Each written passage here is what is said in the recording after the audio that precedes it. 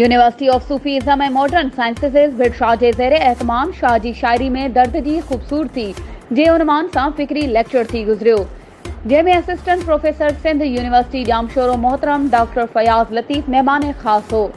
मुहक़िक़ ऐं दानिश्वर ख़िताब कंदे चयो त शाह अब्दुल लतीफ़ भिटाई हुसन ऐं जमाल जो शाइर आहे। संदसि शाइरी सरसरी नमूने सां भरियल आहे। हुन वधीक चयो त शाह साहब जी शाइरी पढ़ण सां मालूम थिए थो त शाह साहब ई आहे दुनिया जो शाइर जंहिं हर मौज़ू ते ॻाल्हायो आहे।